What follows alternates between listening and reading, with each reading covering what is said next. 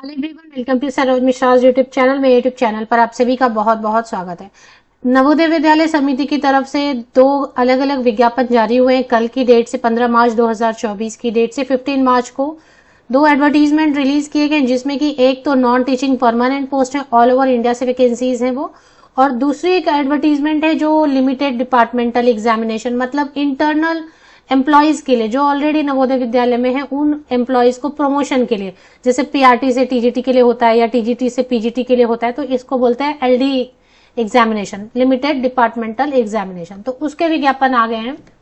तो एलडी विज्ञापन आ गए, नॉन टीचिंग परमानेंट वैकेंसीज आ गई। तो टीचिंग का क्या सीन रहेगा, क्या क्या पोस्ट होते हैं, टोटल नंबर ऑफ वैकेंसीज कितनी आती है नवोदय विद्यालय से ऑल ओवर इंडिया से, एग्जाम डेट कितने दिन में रखा जाता है, और ये जो विज्ञापन आने हैं ये कितने दिन में आएंगे, क्योंकि विज्ञापन आने शुरू हो गए, मतलब अब आएंगे, टीचिंग पोस्ट के भी आएंगे। तो टीचिंग पोस्ट में कौन कौन से पोस्ट के कौन कौन से सब्जेक्ट की वैकेंसीज आती हैं, कौन से महीने में वैकेंसीज आने वाली हैं, विज्ञापन जारी होने वाले हैं, एग्जाम कब तक होगा, टोटल पोस्ट क्या होगा, और ये ऑल इंडिया वैकेंसी होगी जो आएंगी वैकेंसीज, ये सभी राज्यों से कैंडिडेट अप्लाई कर सकेंगे और इसकी जो पोस्टिंग होगी ऑल ओवर इंडिया होगी। तो ये पूरी चीज जो हम समझते हैं, आगे बढ़ते हैं। ये पूरा मैटर समझने के लिए आप 2022 का मैटर समझ लें। 2022 में कैसा हुआ था। 2022 में पहले लिमिटेड डिपार्टमेंटल जो एग्जामिनेशन की नोटिस है वही पहले आती है, और इसके बाद जो है ना परमानेंट रिक्रूटमेंट टीचर्स की उसकी नोटिफिकेशन आती है।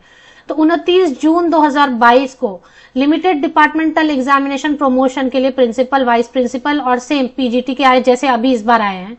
29 जून 2022 को आ गए थे ये नोटिफिकेशन। इसके बाद इमीडिएटली बाद 29 जून को आने के बाद लिमिटेड डिपार्टमेंटल एग्जामिनेशन की डायरेक्ट रिक्रूटमेंट ड्राइव 1 जुलाई 2022 को इसकी एडवर्टीजमेंट आ गई थी, और इसके साथ ही साथ जो आ गई थी स्पेशल रिक्रूटमेंट ड्राइव की नोटिफिकेशन 1 जुलाई को। तो 29 जून और 1 जुलाई में कितना फर्क हुआ, बहुत कम दिनों का फर्क हुआ।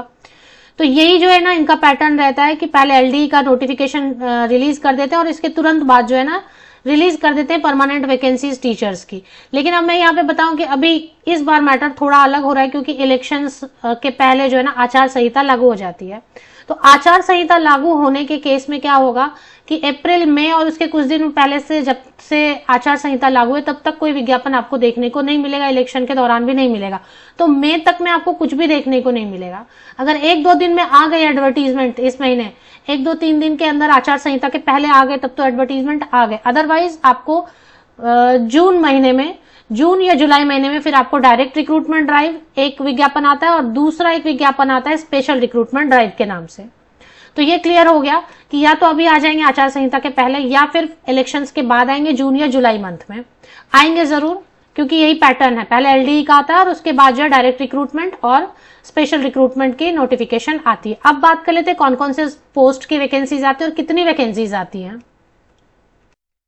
कितनी वैकेंसीज आती हैं, क्या क्या पोस्ट आते हैं, ये समझेंगे। इसके पहले आपको एग्जाम की तैयारी के लिए कितना वक्त मिलेगा ये भी आप देख लें। अब आप देखें 1 जुलाई को एडवर्टीजमेंट रिलीज हुई थी, तो एक महीने 1 मंथ का टाइम मिलता है ऑनलाइन एप्लीकेशन के लिए।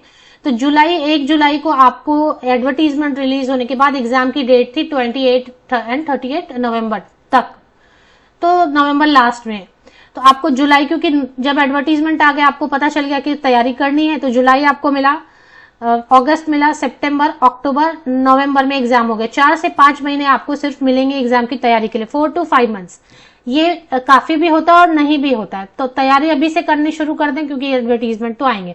तो ये मैंने आपको आइडिया दे दिया। तो 4 to 5 मंथ्स के अंदर अंदर एग्जाम हो जाते हैं, और आंसर कीज वगैरह भी आ जाती है, क्योंकि सीबीटी एग्जाम होते हैं। अब बात करेंगे कौन कौन से पोस्ट की एडवर्टीजमेंट आती है। 2022 का ही देखेंगे, वैसे ही लगभग आएंगे। प्रिंसिपल की पोस्ट आती है, और इसमें 2 एडवर्टीजमेंट रहते हैं, एक एनवीएस डायरेक्ट रिक्रूटमेंट और दूसरा रहता है नॉर्थ ईस्ट रीजन की से वैकेंसीज। तो नॉर्थ ईस्ट रीजन और डायरेक्ट रिक्रूटमेंट में फर्क क्या होता है। डायरेक्ट रिक्रूटमेंट में भी ऑल इंडिया से कैंडिडेट अप्लाई कर सकते हैं। नॉर्थ ईस्ट रीजन वाली जो वैकेंसी होती है उसको स्पेशल रिक्रूटमेंट ड्राइव बुलाते हैं, उससे भी सभी राज्यों से कैंडिडेट अप्लाई कर सकते हैं। तो फिर डिफरेंस क्या होता है, डिफरेंस ये होता है कि नॉर्थ ईस्ट रीजन वाला जो फॉर्म भरेंगे और जो पास होंगे, उनको नॉर्थ ईस्ट स्टेट में ही, जो 7 राज्य है ना, वहां पे 4 से 5 साल पहले काम करना होगा।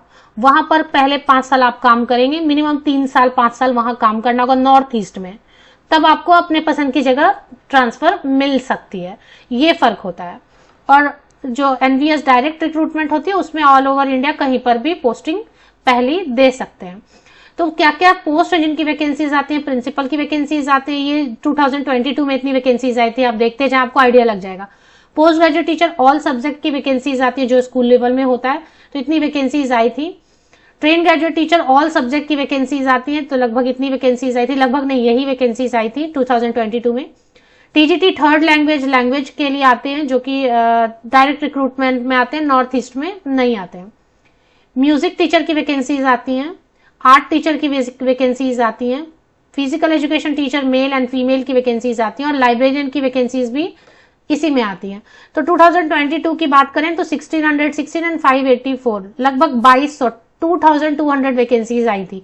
इसके पहले 2019 में जो वैकेंसीज आई थी, दोनों एडवर्टीजमेंट मिला के तकरीबन 2600 वैकेंसीज आई थी। तो आप यहीं पर समझें कि 2500-2600 से ज्यादा वैकेंसीज नहीं आती हैं, लेकिन इतना भी काफी है अगर आप मेहनत बहुत ज्यादा कर रहे हैं।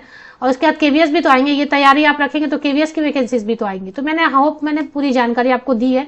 तो एडवर्टीजमेंट जो है ना, आपको अगर आ गए आचार संहिता के पहले तो आ गए, अदरवाइज आपको जो है ना मई तक तो वेट करना पड़ेगा इलेक्शन खत्म होने तक। उसके बाद जून से जो है एडवर्टीजमेंट कभी भी जारी कर दिए जा सकते हैं।